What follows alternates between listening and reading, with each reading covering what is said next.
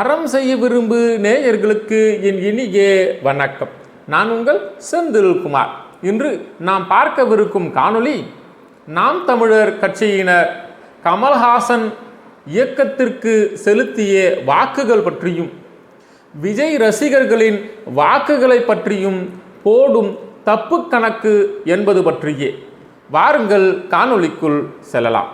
போன நேரத்தில் ஒருத்தர் வந்தாரு பாத்தீங்களா, கமலஹாசன் சொல்லிட்டு டார்ச் லைட் எடுத்து டிவி எல்லாம் உடைச்சாரு. ஏன்டா உடைச்சிங்கன்னு இப்ப கேட்டோம். ஒரு பத்திரிகையாளர் ஒருத்தன் கேட்டான். கமலஹாசன் சொன்னாரு, என் வீட்டு டிவியை தானே உடைச்சேன், உங்க டிவியவா உடைச்சேன்னு கேட்டாரு. அவருக்கு விழுந்த வாக்கு கிட்டத்தட்ட 4 விழுக்காட்டை நெருக்கி கமலஹாசன் போன தேர்தலில் வாங்கினாரு. அந்த ஓட்டு ஏன் கமலஹாசனுக்கு விழுந்துச்சு? ஏன்?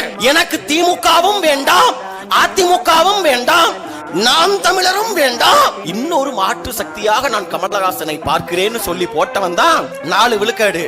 அவன் இப்ப யாருக்கு போடுவான்னு நினைக்கிறீங்க? யாருக்கு? கமலஹாசன் திமுகவோட ஒரு ராஜ்யசபா சீட்டை வாங்கிட்டு வெளில போயிட்டாருங்கிறதுக்காக திமுக போட்டுவான்னு நினைக்கிறீங்களா? அவன் திமுக போறான் போன தேர்தலே போட்டுப்பானே, எதுக்கு கமலஹாசனுக்கு போட்டான்? மாற்றத்திற்காகத்தான் கமலஹாசனுக்கு போட்டான். அந்த 4 விழுக்காட்டு வாக்காளர்களுக்கும் இப்போது தெரிந்திருக்கும், மாற்றத்திற்கான நபர் கமலஹாசன் அல்ல, அண்ணன் சீமான் தான் மாற்றத்திற்கான நபர் என்று அந்த 4 விழுக்காட்டிற்கு தெரிந்திருக்கும். எல்லாவற்றிற்கும் மேல அண்ணன் விஜய் அவர்கள் தமிழக வெற்றி கழகம் இல்லையா, இந்த தேர்தல் அவர் போட்டியிடல, 26ல தான் வரேன்ட்டாரு. ஆனா இந்த தேர்தலில் அவர் யாராவது ஒருத்தருக்கு போட்டு தான் ஆகணும் இல்லையா, போடணும்ல. அப்படி பார்த்தால் அண்ணன் விஜயை நேசிக்கக்கூடிய தம்பி தங்கைகள் இளம் பிள்ளைகள் இருந்தார்கள் என்று சொன்னால், குறிப்பிட்ட விழுக்காடு வாக்கு இருந்தது என்று சொன்னால், அண்ணன் கட்சி ஆரம்பிச்சப்ப விஜய் என்ன ஒரு அறிக்கை விட்டாரு, பார்த்துதான் உங்களுக்கு தெரியும். அந்த அறிக்கையில திமுகவையும் விரும்பவில்லை, அதிமுகவையும் விரும்பவில்லை, பாஜக காங்கிரஸையும் விரும்பவில்லை என்பதை கோடிட்டு காட்டியிருப்பார்.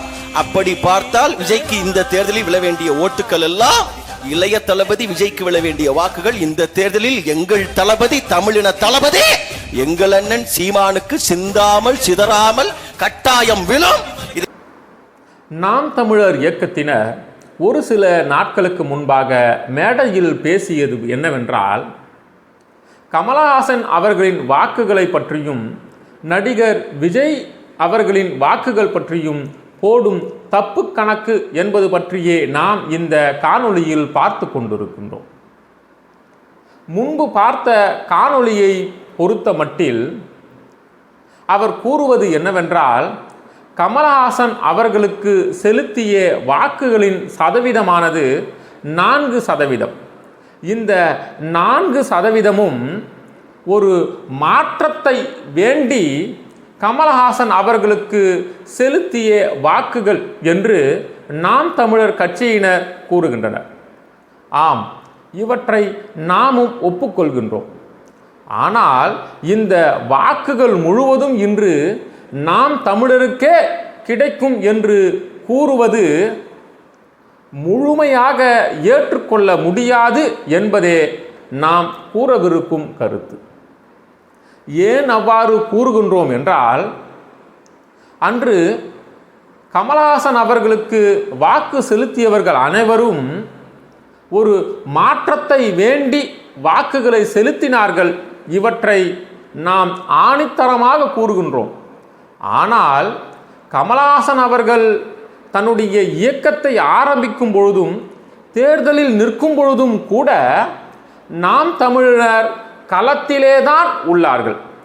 அப்படி என்றால் கமலஹாசன் அவர்களுக்கு செலுத்திய வாக்கு சதவீதமானது திமுக, அதிமுக, பிஜேபி, காங்கிரஸ், நாம் தமிழர் இயக்கமும் நமக்கு தேவையில்லை, இதுவும் சரியில்லை என்றேதான் கமலஹாசன் அவர்களுக்கு செலுத்திய வாக்குகள்.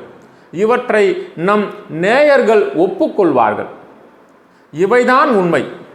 இல்லை என்றால் கமலஹாசன் அவர்கள் நாம் தமிழர் இயக்கத்தில் இணைந்திருப்பார், மதிப்பிற்குரிய சீமானுடன் இணைந்து பணியாற்றியிருந்திருப்பார்.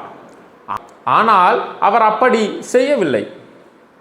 ஏனென்றால் அந்த இயக்கத்தினை இருந்தாலும் கூட அவருடைய கொள்கைகள் நாம் தமிழர் இயக்கத்தினருக்கு மாறாக இருப்பதனால் அவருக்கு செலுத்திய வாக்குகளின் எண்ணிக்கையும் நாம் தமிழர் கட்சியினருக்கு மாறாக தானே இருந்திருக்கும். அப்படி இருக்கையில் இன்று அன்று செலுத்திய 4% வாக்குகளானது முழுமையாக நாம் தமிழர் கட்சியினருக்கு சென்றடையும் என்று கூறுவதில் என்ன சாத்தியம் இருக்கின்றது? இவை 100% ஏற்றுக்கொள்ளும் அளவிற்கு இல்லை என்பதே நமது கருத்து. அன்று மாற்றத்தை வேண்டி மட்டும் வாக்குகளை செலுத்தினார்களா என்றால் அது ஒரு கேள்விக்குறிதான். கமலஹாசனின் ரசிகர்களும் கூட அன்று வாக்குகளை செலுத்தியிருந்திருக்கலாம். கமலஹாசன் சாதியை ஒழிக்க வேண்டும் என்ற பிரதான கொள்கையை முன்னிறுத்திதான் அரசியலுக்கு வருகின்றார். அப்படி சாதியை பிரதானமாக எதிர்க்கக்கூடியவர்கள் இன்றும் கமலஹாசன் அவர்களுக்கு வாக்குகளை செலுத்தலாம். அதனால் 100% வாக்குகளானது நாம் தமிழர் கட்சியினருக்கு கிடைக்கும் என்று கூறுவது சற்று யோசிக்க வேண்டிய விஷயம் என்பதே நாம் கூறும் கருத்து. அதே போன்று நடிகர் விஜய் அவர்கள் இன்று தமிழக வெற்றி கழகம் என்ற ஓர் கழகத்தினை தோற்றுவித்திருந்திருக்கலாம். அவர் திமுகவிற்கும் அதிமுகவிற்கும் மாற்றாக ஓர் இயக்கத்தினை தோற்றுவித்திருந்திருக்கலாம். ஆனால் களத்திலும் கூட நாம் தமிழர் கட்சியினர் இருக்கின்றார்களே. ஏன் நடிகர் விஜய் அவர்கள் நாம் தமிழர் இயக்கத்தினருக்கு ஆதரவு தெரிவிக்கவில்லை? அப்படி என்றால் இவர் நாம் தமிழர் இயக்கத்திற்கு எதிராகத்தானே உள்ளார் என்பதுதானே பொருள்படும். நாம் தமிழர் இயக்கத்தினை போன்றே நடிகர் விஜய் அவர்களின் கழகமும் கூட தமிழக வெற்றி கழகம் என்று தோற்றுவித்துள்ளார். அப்ப தமிழர்களை முன்னிறுத்தக்கூடிய ஓர் கழகத்தினை தோற்றுவிக்கின்றார் நடிகர் விஜய் அவர்கள். தமிழர்களை முன்னிறுத்தக்கூடிய கழகம் என்றால் நாம் தமிழர் இயக்கமும் தமிழர்களை முன்னிறுத்துகின்றது. ஆனால் விஜய் அவர்கள் தோற்றுவிக்கக்கூடிய தமிழக வெற்றி கழகமானது நாம் தமிழர் இயக்கத்திற்கு எதிராக தானே தோற்றுவிக்கின்றார். அப்படி இருக்கையில் விஜயின் ரசிகர்களும் விஜய் அவர்களின் வாக்குகளும் நாம் தமிழர் கட்சியினருக்கு முழுமையாக சென்றடையும் என்று எந்த வகையில் கூற முடியும்? இப்படி கூறுவதும் கூட முழுமையான வாக்குகளை நாம் தமிழருக்கு பெற வாய்ப்புகள் உள்ளதா என்றால் அது சற்று குறைவாகத்தான் உள்ளது. நடிகர் விஜய் அவர்கள் ஓர் கழகத்தினை தோற்றுவித்திருந்திருக்கலாம். அவை திமுகவிற்கும் அதிமுகவிற்கும் மாற்றாக இருக்கின்றது என்று விஜய் அவர்கள் கூறலாம். ஆனால் யதார்த்தமான உண்மை என்னவென்றால் நாம் தமிழர் இயக்கத்தினருக்கு எதிராகத்தான் விஜய் அவர்கள் தமிழக வெற்றி கழகம் என்ற ஓர் கழகத்தினை தோற்றுவித்துள்ளார்.